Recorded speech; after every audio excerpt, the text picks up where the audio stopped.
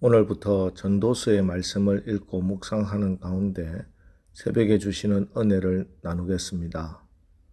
전도서는 성경을 분류하는 데 있어서 잠언, 욥기와 함께 지혜 문학에 속합니다. 어떤 분야에서 최고의 자리에 오른 사람이 인생을 정리하면서 마지막으로 남긴 말은 그 자체로서 대단히 큰 의미가 있겠지요. 삼성그룹을 창업했던 고 이병철 회장이 1987년에 세상을 떠나기 전에 자기의 인생의 궁극적인 질문 24가지를 정리했습니다. 그 24가지 질문을 가톨릭 정희채 신부에게 던져주고 이 질문에 대한 답을 할 수 있겠는가 하고 물어보았습니다.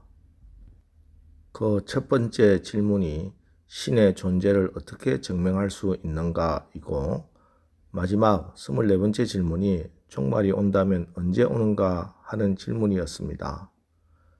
이 책이 백만장자의 마지막 질문이라고 해서 베스트셀러가 되었습니다. 그런데 이병철 회장과는 비교도 되지 않을 만큼 대단한 부와 권력을 그리고 지혜를 가졌던 솔로몬 역시 자신의 인생의 마지막을 정리하면서 이 전도서를 기록했습니다.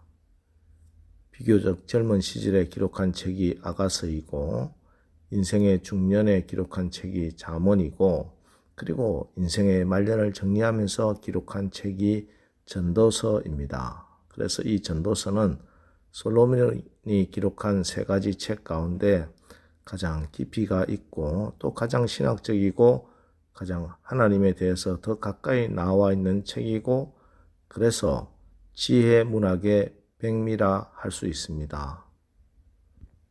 먼저 솔로몬은 자신을 이렇게 간단하게 소개하고 있습니다. 1절 말씀 보겠습니다. 다윗의 아들 예루살렘 왕 전도자의 말씀이라. 자기 아버지는 다윗이고 사람들이 기억하고 있는 직책은 이스라엘의 왕이었고, 그런데 일생의 마지막에 자신은 어떤 인생을 살았는지를 나는 전도자였다 이렇게 말하고 있습니다. 전도서라고 번역된 히브리어 코헬렛은 오인자들에게 말하는 사람, 즉 회중에게 말씀을 전하는 사람이라는 의미입니다. 이제 일생의 마지막에 다다라서 하나님 나라에 갈 그날에 이르러서 자신의 삶을 돌아보며 인생에서 깨달은 바를 알려줍니다. 2절입니다. 전도자가 이르되 헛되고 헛되며 헛되고 헛되니 모든 것이 헛되도다. 이 짧은 한 절에 헛되다 하는 말을 5번이나 거듭해서 하고 있습니다. 이 헛되다는 말, 헤벨이라는 말은 원래 수증기, 숨이라는 말인데 그 의미는 공허함, 무익함, 허망함이란 뜻을 가지고 있습니다. 그렇다고 이 헤멜이 단지 비관주의, 허무주의를 뜻하는 말은 아니고 이 말의 깊은 뜻은 통제할 수 없다 하는 그런 뜻입니다. 바람이 어디에서 불어서 어디로 가는지 사람의 인력으로 통제할 수 없습니다. 내 입에서 숨이 나가는데 숨 쉬는 것이 어디로 가고 사라지는지 사람들은 통제할 수 없습니다.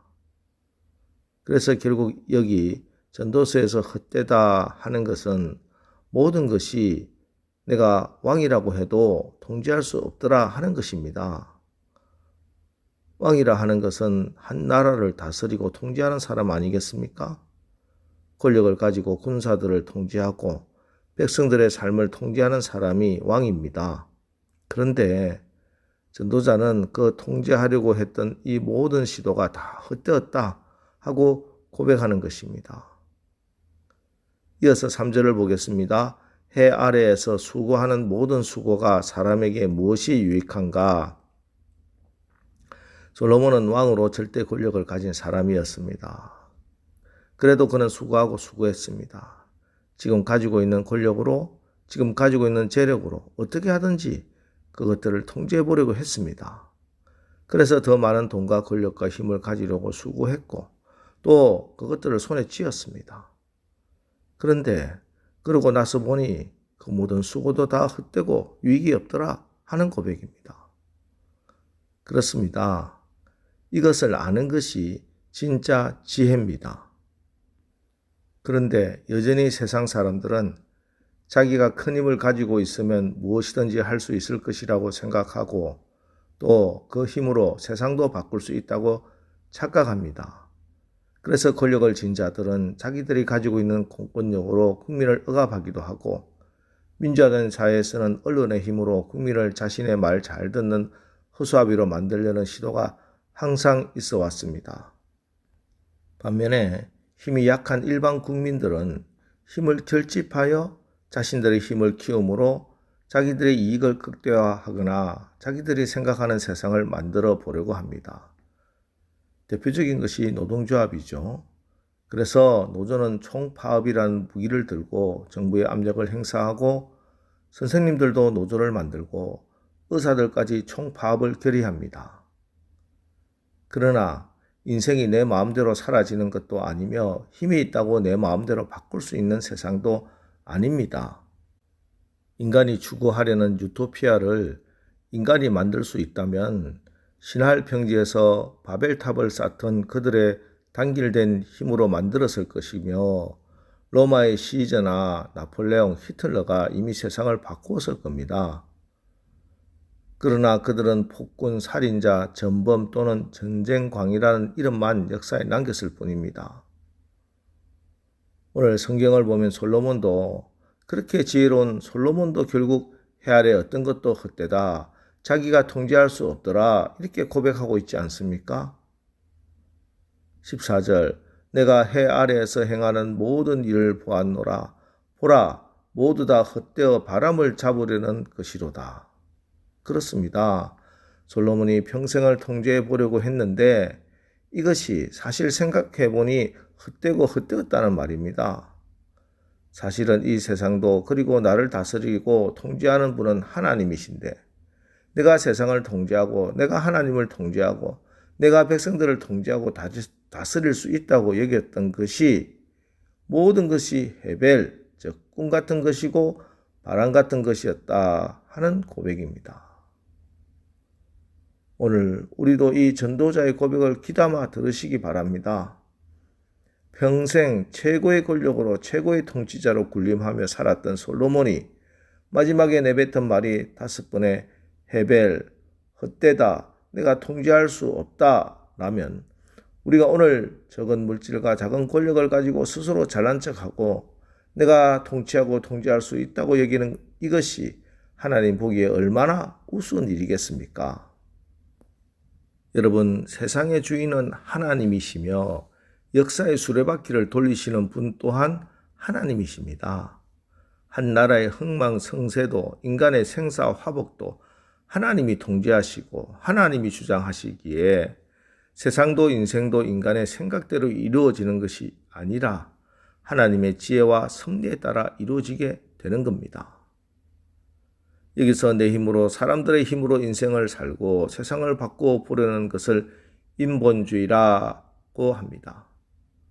반면에 범사에 하나님 중심으로 살고 하나님께서 예비하신 것 감사하며 기쁨으로 누리고 사는 것이 신본주의요 하나님의 은혜로 사는 삶이라고 합니다. 하나님께서는 예수를 믿는 우리에게 구원뿐만 아니라 세상에서 제대로 살아갈 수 있는 능력을 주셨습니다. 바로 하나님의 은혜입니다. 은혜로 구원받은 하나님의 자녀들은 은혜로 사는 것이 하나님의 기쁘신 뜻대로 사는 것이요 세상을 이기며 사는 비결입니다. 그래서 늘 하나님의 은혜를 구하고 기도하는 그 삶이 가장 지혜로운 삶인 것이죠. 오늘 새벽에 여러분, 우리는 하나님의 다스림 앞에 살아가는 존재이며 바람을 통제할 수 없는 연약한 존재임을 인정하고 겸허히 주 앞에 무릎 꿇고 엎드리며 나아가야 할 줄로 믿습니다. 통제할 수 없는 바람 같은 인생, 모든 것을 다스리고 섭리하시는 주님 앞에 올려드리시고 주님이 다스리게 해달라고 기도하시고 하나님의 다스림 가운데 순종하며 나아가는 우리 모두가 되기를 주님의 이름으로 축원합니다. 기도하겠습니다. 하나님, 오늘부터 새벽에 전도서의 말씀을 읽고 은혜를 받습니다. 우리가 세상의 헛된 지혜가 아니라 하늘에 참된 지혜가 있는 자들 되게 하옵소서. 하나님, 오늘 전도자가 깨달은 지혜, 해 아래 행하는 모든 것이 다 헛되어 바람을 잡으려는 것이라는 것을 알고 인생이 통제할 수 없는 것임을 인정하고 모든 것을 주관하시고 섭리하시는 하나님께 은혜를 구하며 나갑니다. 오늘 우리의 모든 것을 주님이 다스려 주시고 하나님의 다스림 가운데 순종하여 하나님의 뜻을 이루고 살아가게 하옵소서. 예수님의 이름으로 기도합니다. 아멘. 자, 이제 주여, 오늘도 우리가 헛된 것 추구하지 않고 하나님의 은혜로 살아가는 참된 지혜자가 되게 하옵소서. 오늘 말씀을 붙들고 우리 합심해서 기도하고 나가겠습니다. 우리 기도하겠습니다.